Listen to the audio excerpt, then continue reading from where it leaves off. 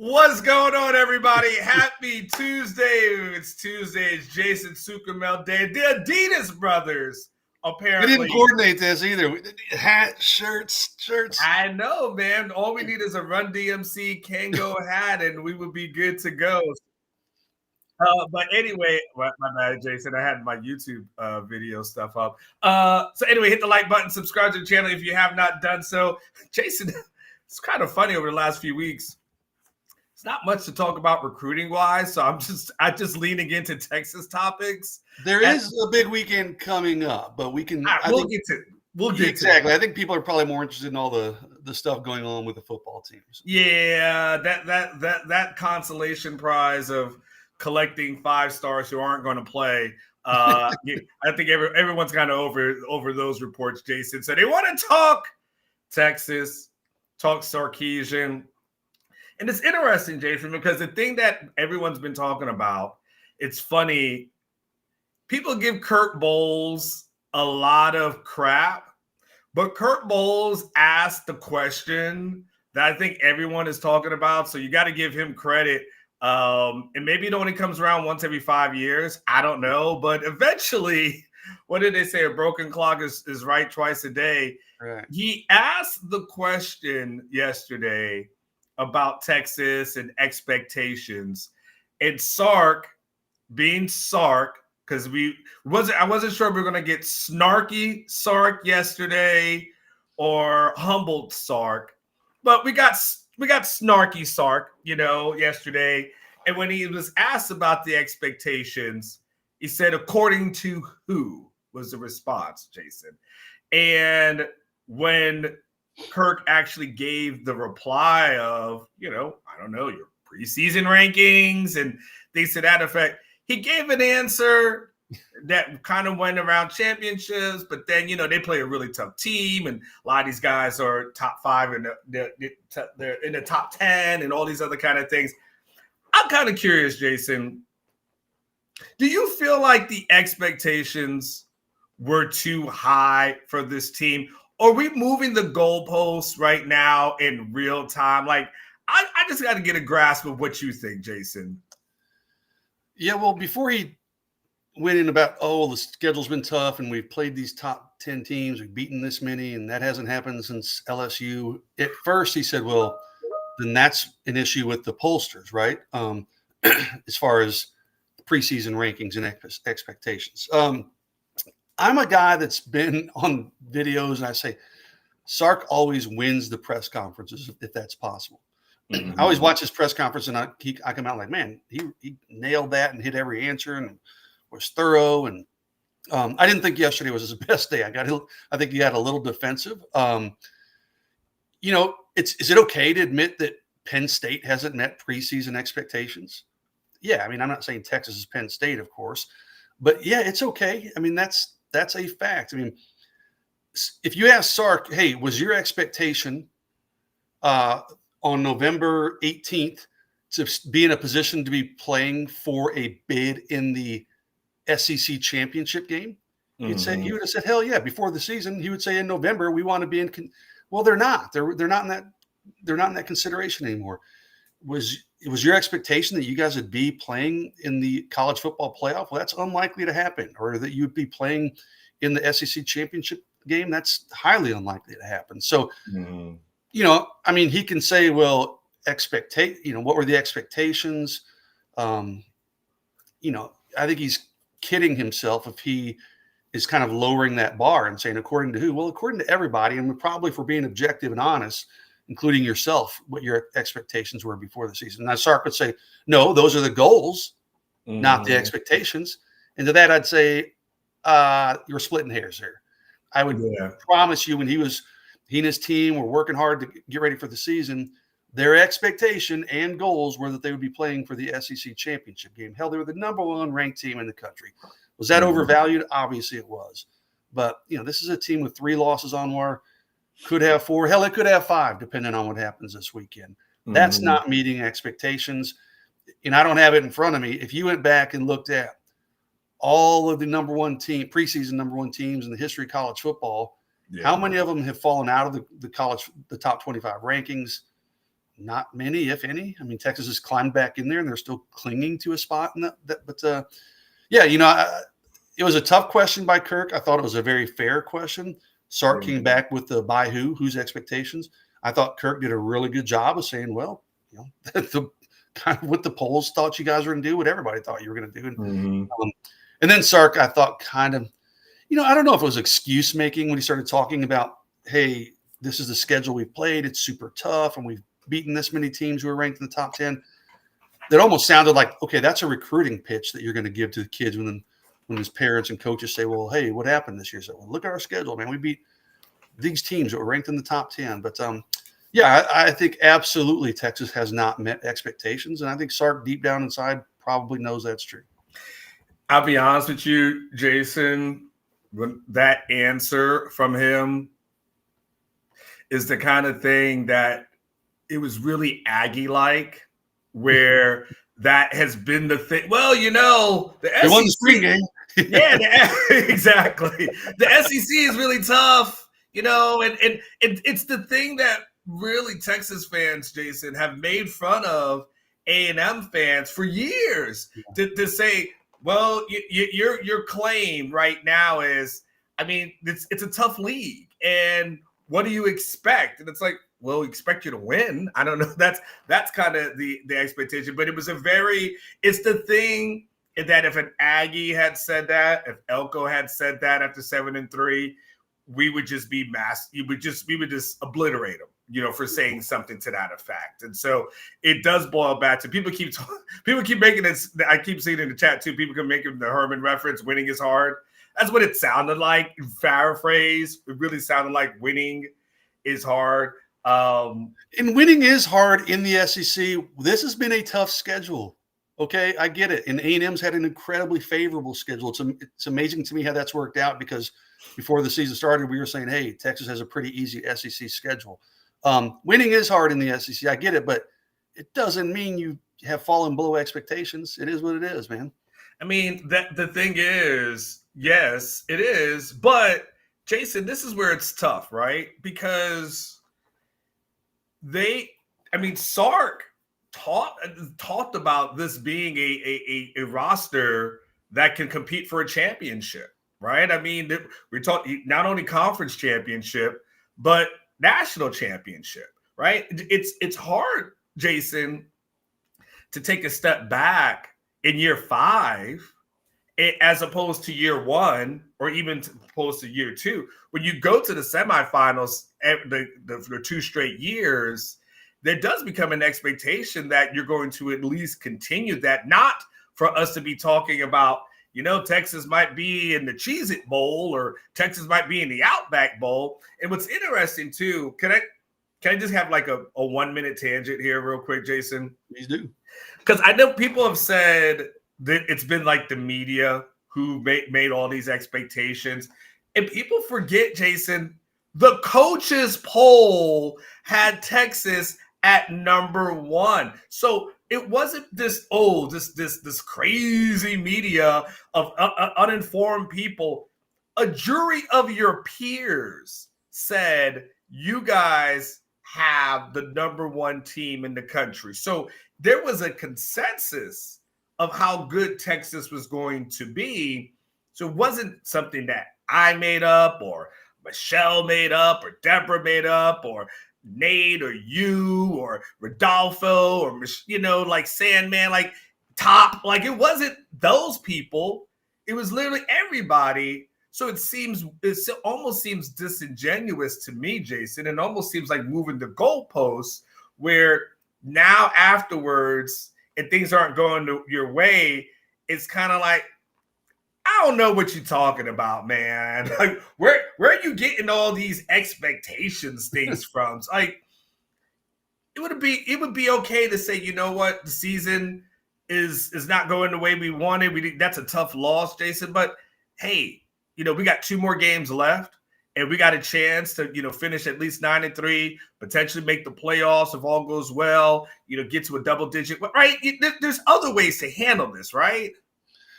Yeah, and Sark didn't shy away from those expectations before the season began. He wasn't saying, "Oh man, we've got to earn that number 1 ranking," or hey, we've got it's going to be tough. We got to replace a lot of guys to get back to where we were the last couple of years.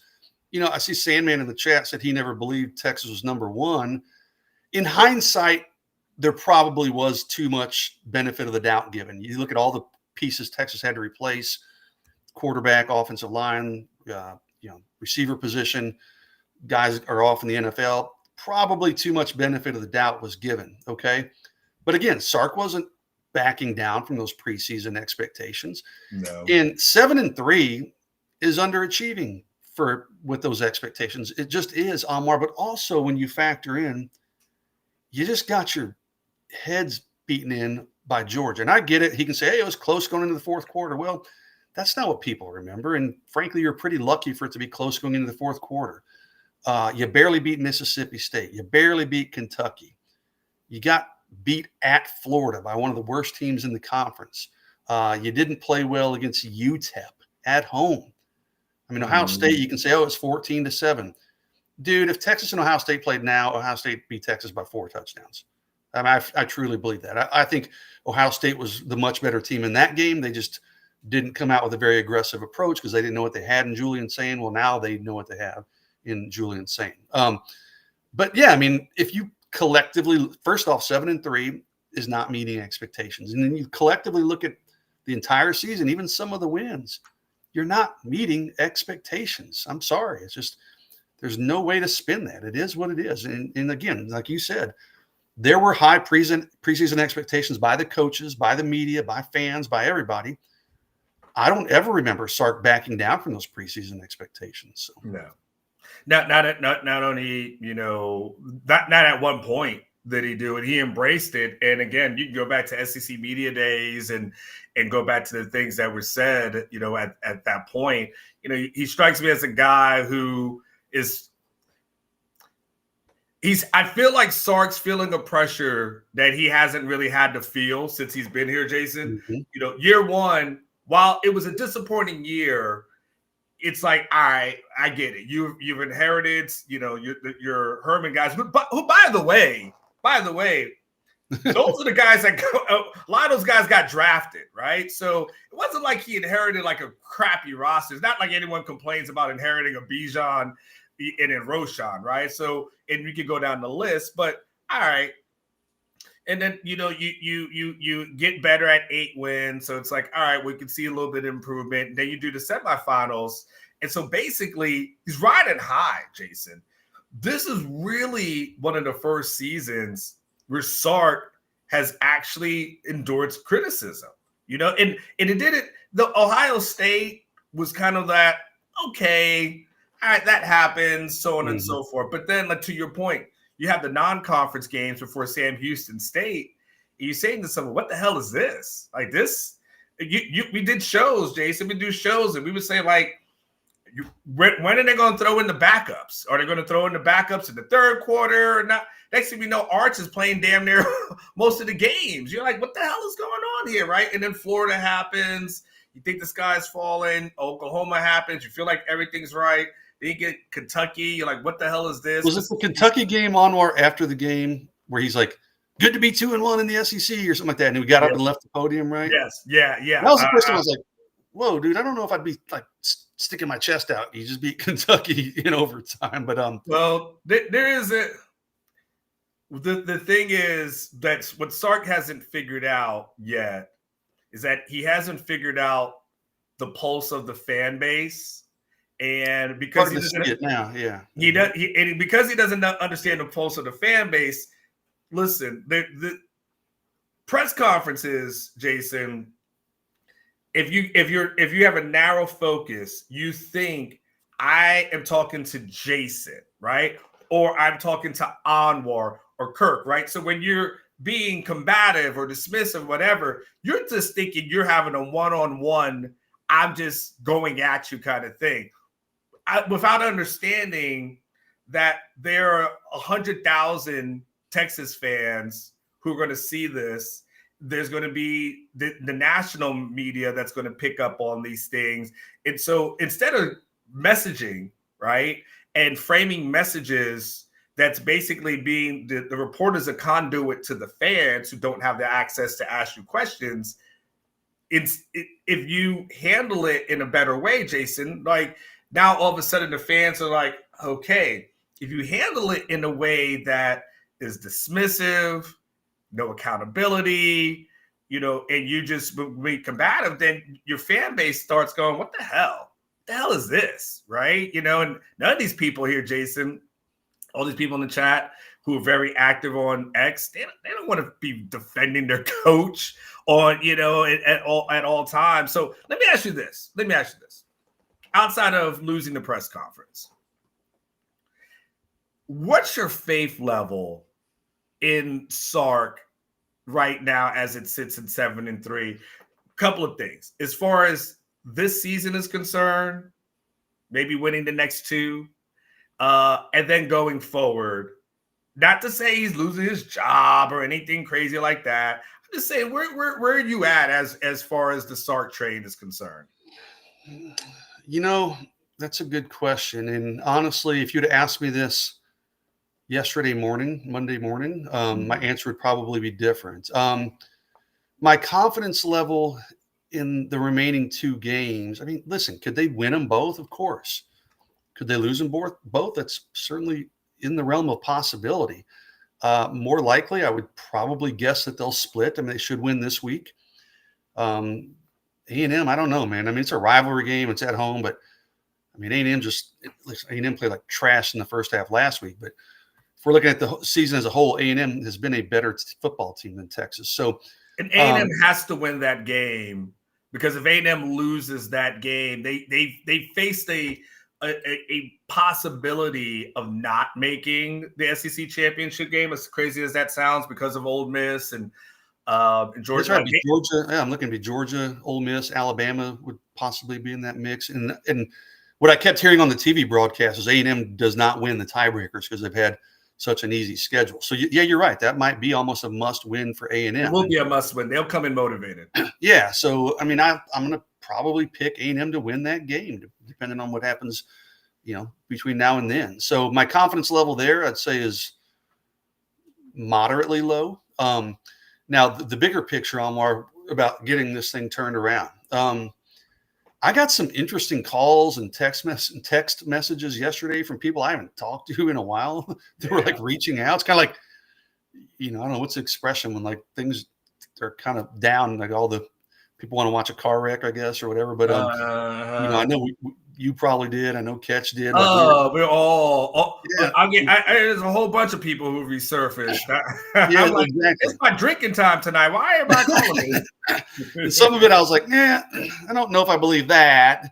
But some of it, like from people I really trust, I'm like, that's a bit of an eye opener. So, they got to get through these next 2 weeks. But there is some big picture issues, I think, that need to get corrected as well. I mean, we saw the Desmond Howard, most everybody saw the Desmond Howard thing saying there's going to be a job opening at Texas when the season comes open. And listen, I don't watch College Game Day and think, I got to see what Desmond Howard has to say. Right. Yeah. I don't think he's that connected, but every once in a while you guys get those, nuggets. And I think we saw he's repped by the same people who rep. Sark. Yeah. So thank you. Hey, maybe there is some legitimacy there. And I'm telling you, I just heard, I'm not going to go into specifics and too deep into it, but I heard some things yesterday that make me think, hey, there are some issues beyond what we're seeing on the field. We know there's issues on the field, but there are some issues behind the scenes that need to get corrected to kind of get this thing, if they're going to get this thing turned around. And I say, if, I'm not saying when, I'm saying if they're going to get this thing turned around. Mike, I'll see your super chat. Let me just address the Desmond Howard thing real quick, Jason. Look, first of all, Desmond, I'm going to say two things. Desmond Howard isn't necessarily known as a guy who breaks news, right? That's right. If someone's going to do that on ESPN, it's going to be Pete Thamel, right? While he's taking his trash out, by the way. Yeah, but that to me was I want to drop something, but I want to make it look innocent kind of thing. So it's like, I'm just kind of going out about my business, this and that. Oh, yeah, by the way, right? It's just that it's like when you want to tell somebody something, but you're trying to just soften it a little bit. I look at it as, okay, what's the win for Desmond Howard in this, right? What's his win? He's already on ESPN.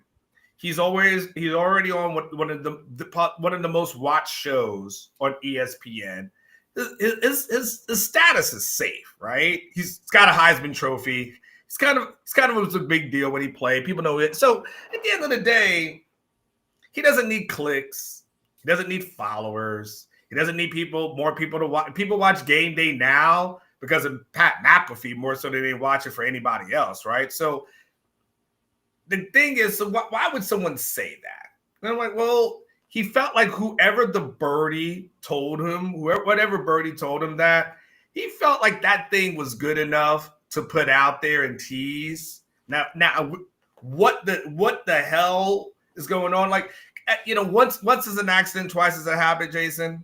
Something happens one time, you can say, okay, that's an accident. It happens a second time, you're like, wait a second. This is the second time, especially after a loss, this thing has come out. That somebody, somewhere, Jason, is planting this thing. Somebody is, right? To what degree and how far along everything is, I don't know. But somebody's planning that. It may never happen because here's the thing, Jason, and I'll move on. The thing that when things like this are happening behind the scenes, anything can change at any moment. And so it's kind of like, it could be like recruiting, silent commits, all these kind of things, right, Jason? So I don't know, and I'm not going to predict that Sark is going to leave after the season. Like, I'm not going to go that far. That's a lot of money to walk away from. Like, if he's walking away, my belief is there's some show cause that's about to pop up. It'd be like a Harbaugh situation where he's like, I got to get out of here before this shit hits the fan. It'd be like that, right?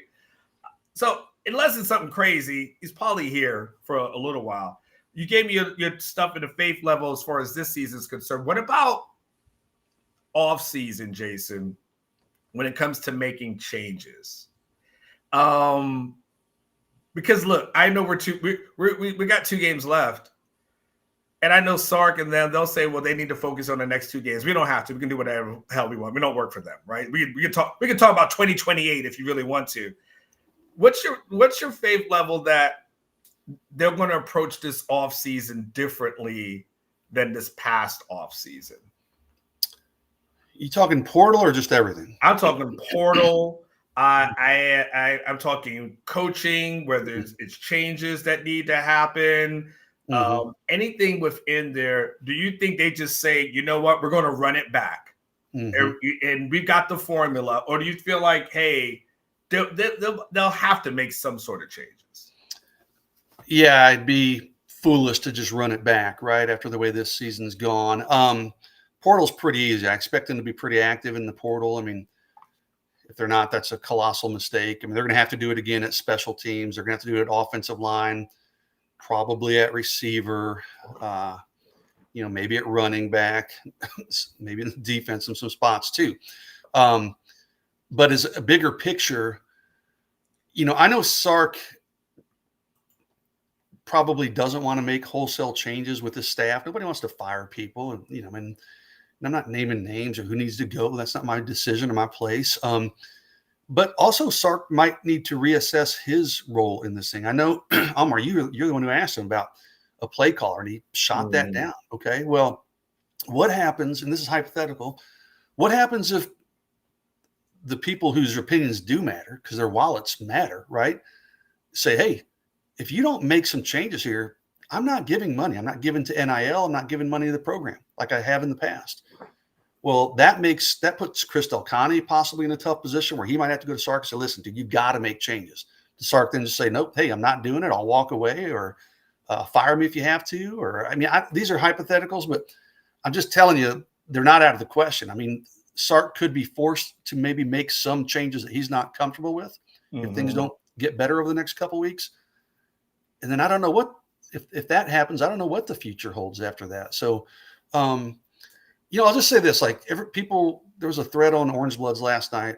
I was watching it before I went to bed, and it was talking about like the end is here or something like that, basically insinuating Sark's time is over. And I'm like, man, and I got in that thread and people are like, what have you heard? And I was like, to be clear, I haven't heard that. Okay. I haven't heard anything that definitive, but I said like, hey, after some of the conversations I had on Monday afternoon and Monday evening, nothing would surprise me. I'm not putting anything as off the table. Okay. I'm not saying I've heard Sark's gone and I've not heard that, but I do think, again, I think there's some issues that need to be worked out, or this thing could, get a little messy, and we'll see. I mean, we got a couple weeks of football left, and then, we'll see what happens. I think for me, Jason, because I hear those whispers as well. I think if another loss happens, Jason, then I think he's got no choice. Right now, listen, if he wins out for sure, then he can say like, hey, I mean, why is everyone tripping? Right, we're 9-3, go to a bowl game, you finish 10-3, right? And at the end of the day, like, man, we did beat A&M, beat Oklahoma, yeah. You can explain it all away, but if you lose another one, that what I'm saying, like that's where it becomes that fine line of the people saying you've got to make a change versus, well, okay, right? And that's where it is. Like now losing against Arkansas, I mean, cancel Christmas at that point, right? And by the way, Jason, we're giving Texas the benefit of the doubt as it relates to Arkansas. Arkansas, outside of one game, has been in every single game, that they've played, right? So I can't even go into that and rightfully like, Texas beats Arkansas. Then once you get to A, I'm like, shit. Well, Sark yesterday, I thought he's like, hey, this is I think called scary. I forget what he called it, but like he admitted like, hey, dude, we got to be ready. And like, it'll be interesting, Almar, because we're hearing all this outside talk. People in the chat are asking about it. It's all over Orange Bloods. It's on social media. You don't think the players are hearing this stuff? So is that going to, I don't know. I can't get in their heads, but I mean, I promise they're hearing about it. Will that affect their ability to focus and be dialed in against an Arkansas team that can jump up and bite you? I don't know. Just another thing to consider, though. I saw something in the chat. I was like, I made the mistake of looking over there. I was so distracted. Let me go to the super chat there. Let me go to the super chat here. Let me get to Brady, who drops $4.99 here. He goes, so when Sark leaves this ungrateful fan base, don't cry when we lose 5+ games next season. Okay. All right. I mean, that's hard to say. I mean, listen, if Lane Kiffin comes in, are they going to lose 5 games with most of this returning roster? I mean, who dude, I don't know. And listen, Brady, like, I've been a Sark guy. Like, you guys have heard me say this before. Before he was ever hired, I was like, go get Sark. That's the guy they need to hire. When it happened, I'm like, hell yeah, home run hire. He's built this program. He's taken it, to levels it hasn't been in a long time. I'm not throwing in the towel on Sark. I'm not burying, saying he can't get it done. But I think it's fair to say, hey, this season hasn't gone the way it should have, the way it was expected to. And there are some issues that need to get fixed moving forward. So, to be clear, I'm not saying run Sark out of town. I'm not on that boat. Anyone who's saying that, I think is crazy. But it's okay to admit that there are some issues that need to be addressed. Yeah. Let me just say this, Brady, respectfully, in what you're saying. I don't view the fan base as ungrateful. Okay, like you're not doing the fan base a favor by winning, right?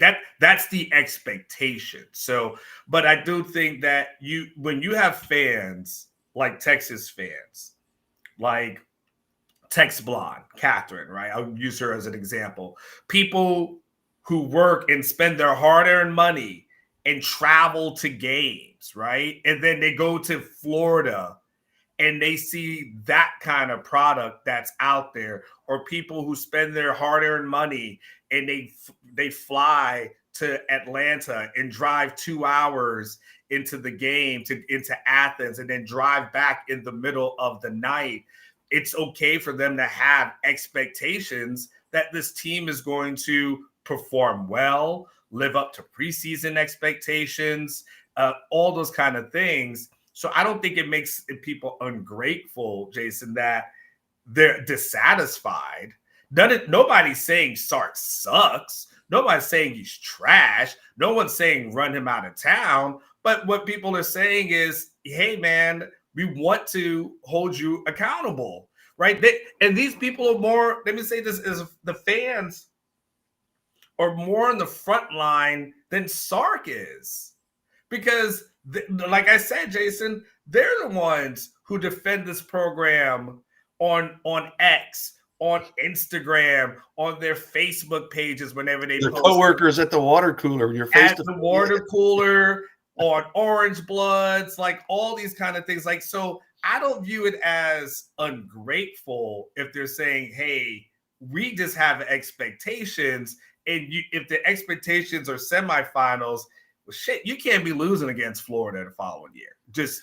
That's just it. So nobody understands what you just said more than me. Look, dude, as a Steelers fan and a Yankees fan who spent his hard-earned money to travel to Pittsburgh and New York, I want Aaron Boone fired. I've been the comment for 5 years, so I get it. I get these fans that are up in arms. Yes, and by the way, if you spent millions in NIL, I think you probably would say, well, you're not gonna say, "Well, I'm grateful." No, you're like, no, you ain't grateful. Like, dude, I'm grateful for wins, and you represented my program. That's what we're talking about.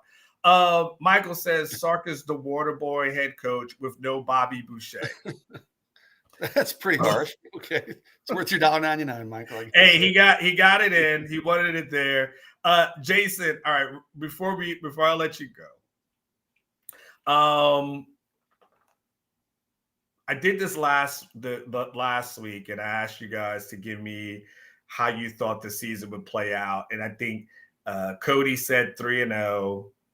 And Cody hasn't picked Texas to lose a game all year, so let's just there is a little bit of favoritism going on with Cody. I don't know if Cody's around; he's somewhere lurking usually, but Cody definitely some burnt orange lenses there. How do you see the next two playing out right now, Jason? And if you're wrong, so be it.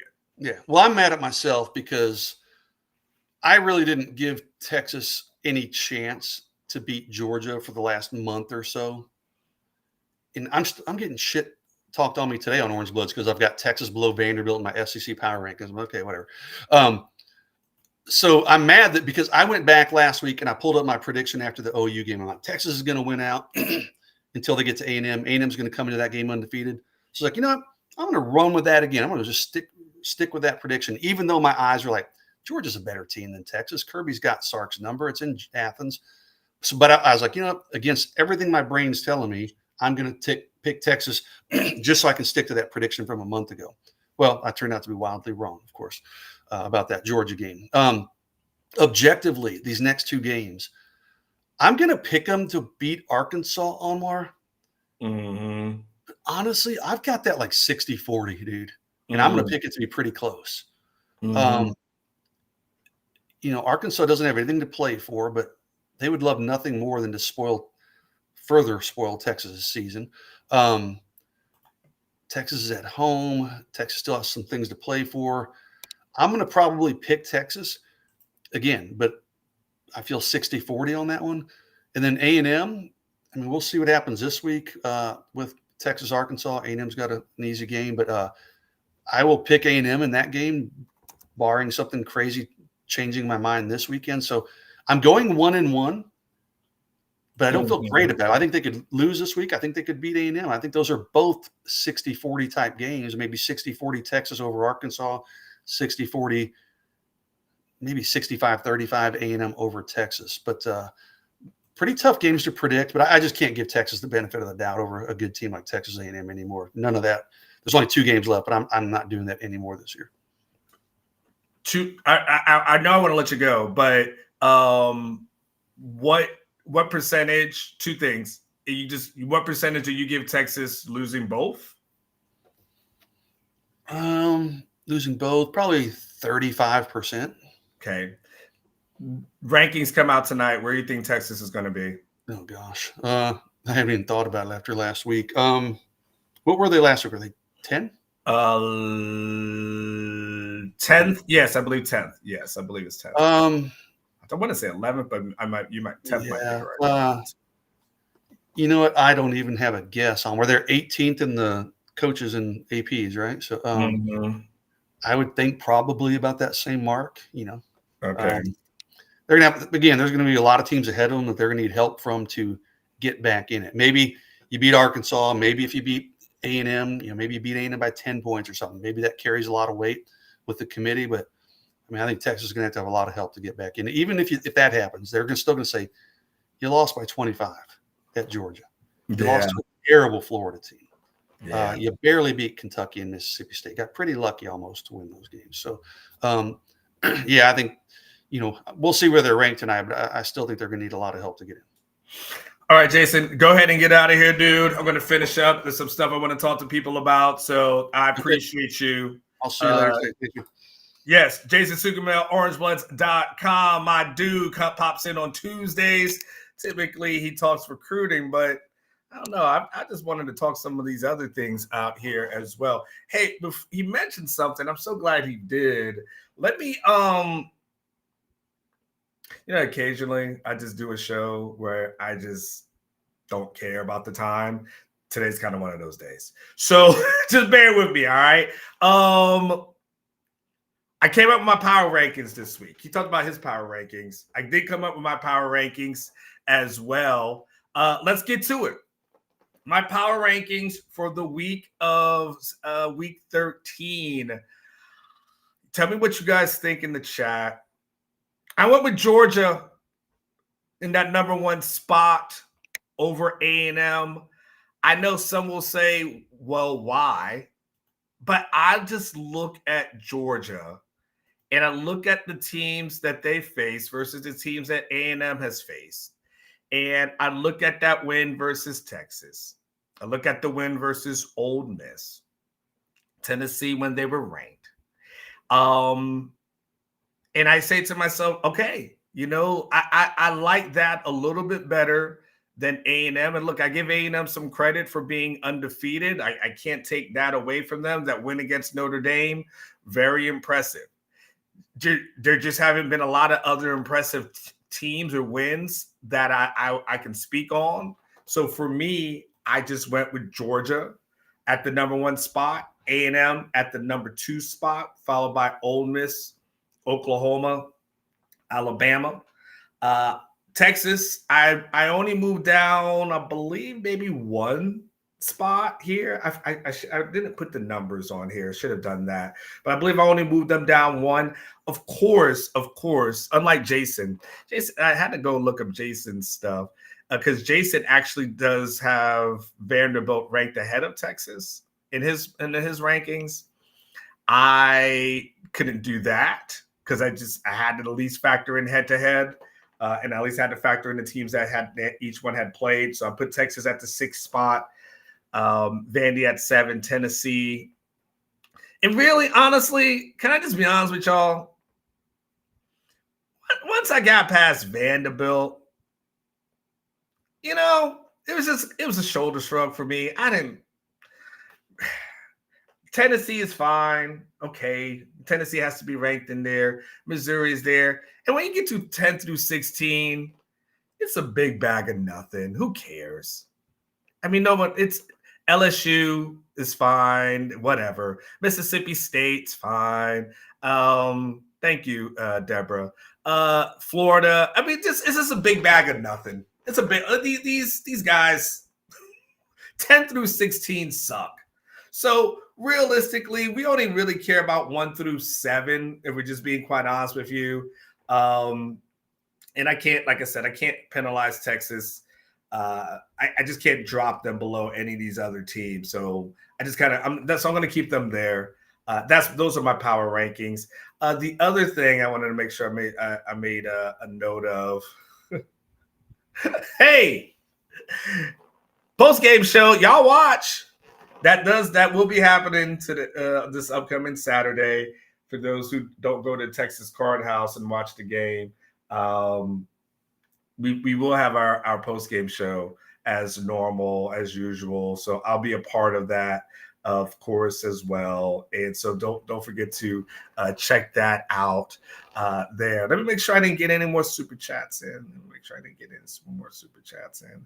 You know, the only thing I'm going to say as relates to my thoughts on the last two games is, you know, there's a part of me that would like to think. I have a couple of thoughts. So there's a part of me that likes to think Texas beats Arkansas because that's here at home, and then we'll see what happens versus A&M. Of course, I think the majority of us would probably, if you could do it in secret, you probably would say A&M. Of course, in public, you can't say that. You're a Texas fan. You will never want to admit that something like that's going to happen. I think also, I've been really thinking about this, and you and I, we need to have a conversation about this at some point. I want all of y'all to think about this. And it's a serious. I want y'all to process this. I saw some of y'all talking on Twitter. I always, just so we're clear, I read a lot of what you guys post. I don't respond to a lot of it, but I read it. You guys are, I like to see what you guys think and stuff. And I saw Catherine was in on certain things yesterday. And we got to start thinking about, when we get to the off season, the things that we want to, what you want to hear. And there's going to be, and us kind of toting that line between positivity and then giving a team too much benefit of the doubt. And then there's like negativity and all these kind of things in there, because, you know, it's going to be gut check time for reporters, fans, everything, depending on how the next two games go, right? Because none of us come next year are going to want to go to the Texas is back at number 5 and you get the spring reports and you're like, everything's going to be great. Like, we're all going to have a little skepticism. So we got to start thinking about it. I want you guys to start thinking about it as far as like, yes, y'all want the truth. Y'all want everything. How do we package that into, okay, we're giving you exactly what you want, which is the information, but we're also figuring out how to digest it and make it and put it in perspective, so our expectations don't get so high that it comes crashing down in the middle of the season. I just want y'all to start thinking about that. I have some ideas, but I want y'all to start thinking about that. And then when the off season happens, we'll definitely have these conversations a little bit more. So